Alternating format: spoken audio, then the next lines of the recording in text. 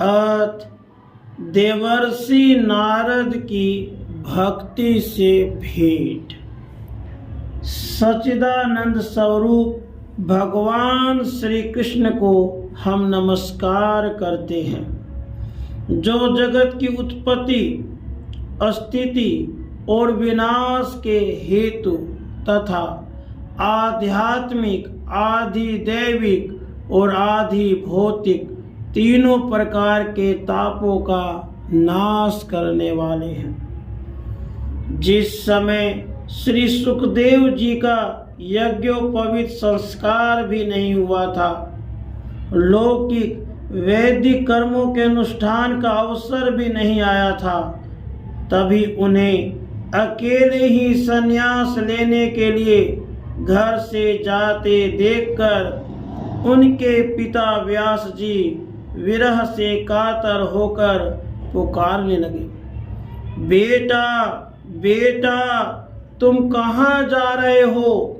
उस समय वृक्षों ने तन्मय होने के कारण श्री सुखदेव जी की ओर से उत्तर दिया था, ऐसे सर्वभूत हृदय स्वरूप श्री सुखदेव मुनि को मैं नमस्कार करता हूँ। एक बार भगवत कथा अमृत का रसास्वादन करने में कुशल मुनिवर शौनक जी ने नैमिषारण्य क्षेत्र में विराजमान महामती सूत जी को नमस्कार करके उनसे पूछा। शौनक जी बोले, सूत जी, आपका ज्ञान अज्ञान अंधकार को नष्ट करने के लिए करोड़ों सूर्यों के समान है। आप हमारे कानों के लिए रसायन अमृत स्वरूप सार गर्भित कथा कहिए।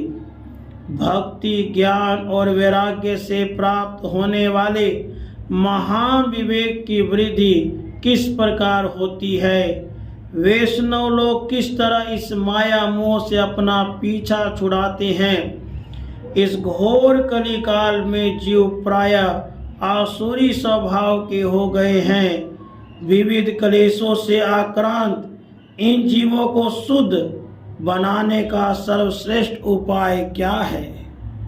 सूत जी, आप हमें कोई ऐसा शाश्वत साधन बताइए जो सबसे अधिक कल्याणकारी तथा पवित्र करने वालों में भी पवित्र हो, तथा जो भगवान श्री कृष्ण की प्राप्ति करा सके।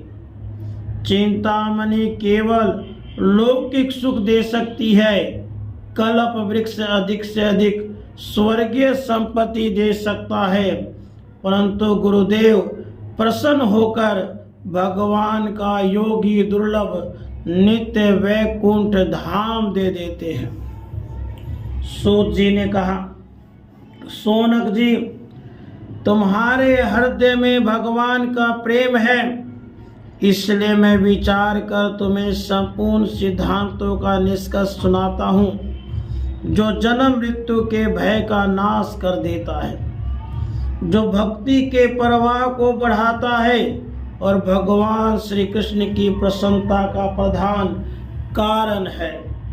वह मैं तुम्हें साधन बतलाता हूँ, उसे सावधान होकर सुनो। श्री सुखदेव जी ने कलयुग में जीवों के काल रूपी सर्प के मुख का ग्रास होने के त्रास का आत्यंतिक नाश करने के लिए श्रीमद् भागवत शास्त्र का प्रवचन किया है।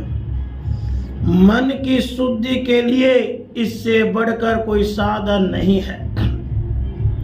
जब मनुष्य के जन्म जन्मांतर का पुण्य उदय होता है, तभी उसे इस भागवत शास्त्र की प्राप्ति होती है।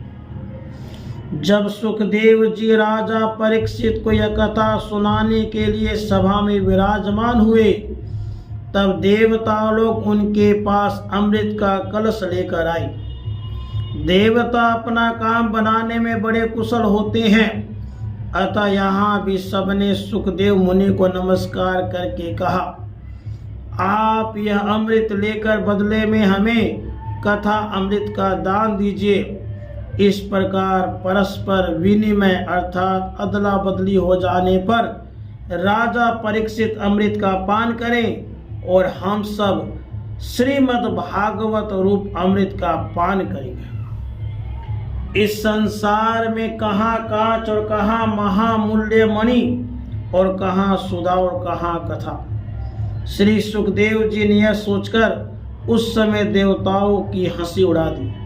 उन्हें भक्ति शून्य कथा का अनधिकारी जानकर कथा अमृत का दान नहीं किया।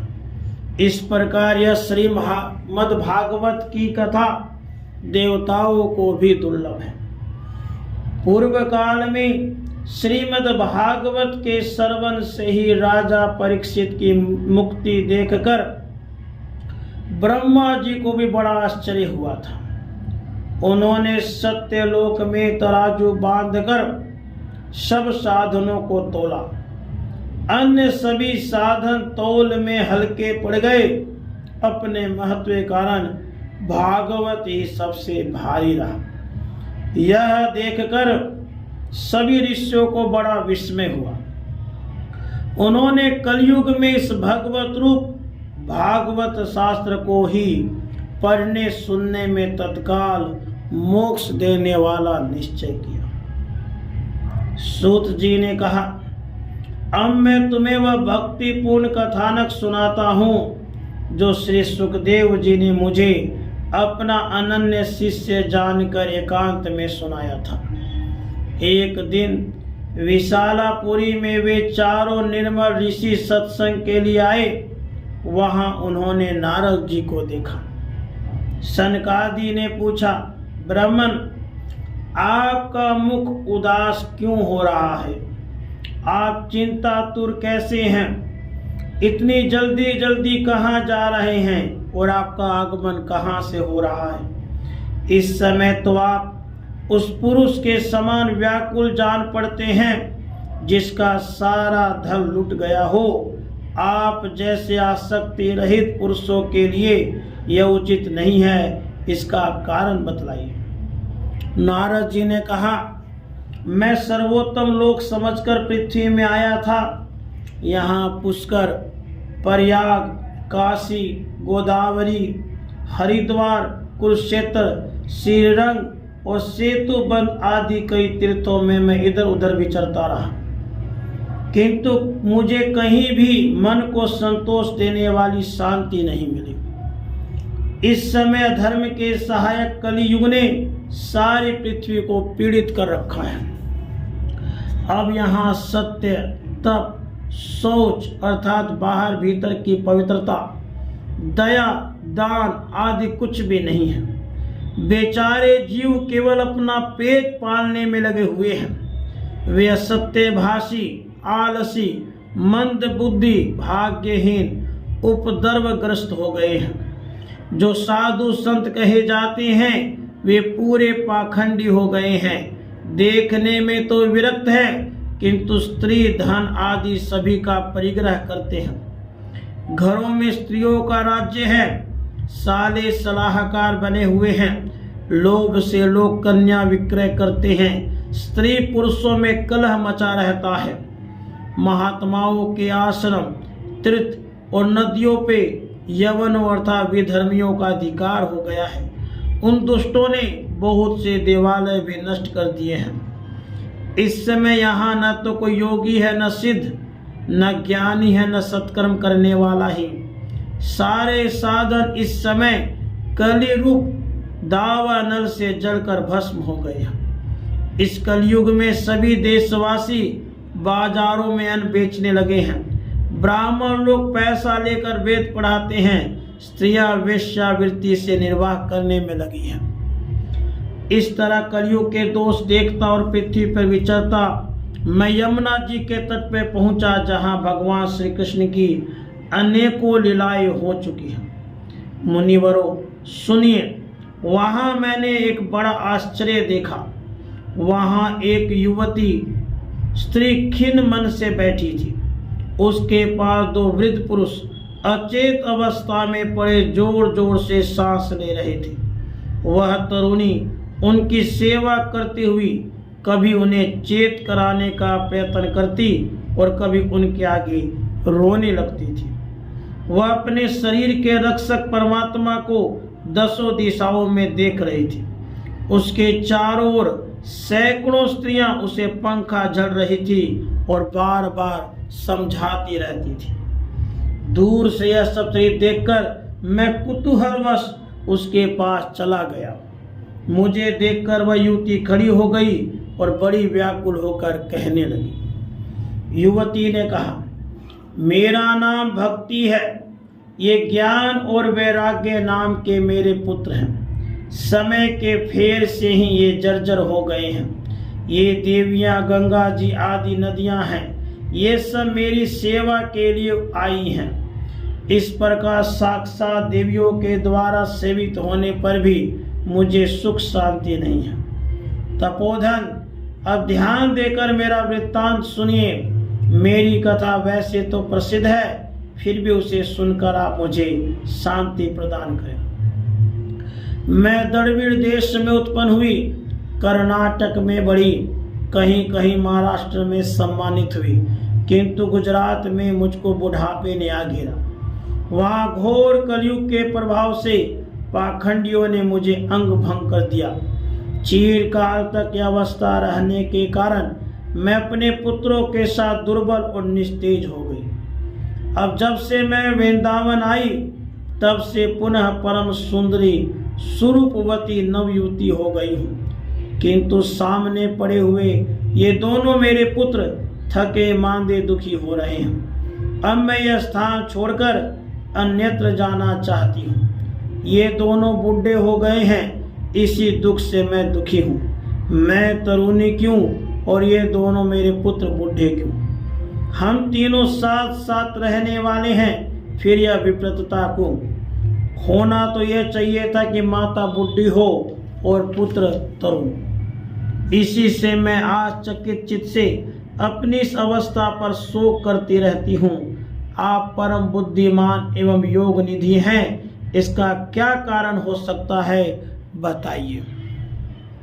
नारद जी ने कहा, साध्वी, मैं अपने हृदय में ज्ञान दृष्टि से तुम्हारे संपूर्ण दुखों का कारण देखता हूँ। तुम्हें विषाद नहीं करना चाहिए, श्री हरि तुम्हारा कल्याण करेंगे। सूत जी कहते हैं, मुनिवर नारद जी ने एक क्षण में ही उसका कारण जानकर कहा। नारद जी ने कहा, देवी सावधान होकर सुनो, यह दारुण कलयुग है। इसी से इस समय सदाचार, योग मार्ग और तप आदि सभी लुप्त हो गए हैं। यदि तुमने पूछा है तो प्रेम से सुनो कल्याणी, मैं तुम्हें सब बताऊंगा और तुम्हारा दुख दूर हो जाएगा। जिस दिन भगवान श्री कृष्ण इस भूलोक को छोड़कर अपने परम धाम को पधारे, उसी दिन से यहाँ संपूर्ण साधनों में बाधा डालने वाला कलयुग आ गया। दिग्विजय के समय राजा परीक्षित की दृष्टि पड़ने पर कलयुग दिन के समान उनके शरण में आया। भरमर के समान सारगर्ही राजा ने निश्चय किया कि इसका वध मुझे नहीं करना चाहिए, क्योंकि जो फल तपस्या, योग एवं साधन में भी नहीं मिलता, कलयुग में वही फल श्री हरि कीर्तन से ही भली भांति मिल जाता है। इसी प्रकार सारहीन होने पर भी उसे इस एक ही दृष्टि से सार युक्त देखकर उन्होंने कलयुग में उत्पन्न होने वाले जीवों के सुख के लिए इसे रहने दिया था। राधे कृष्ण।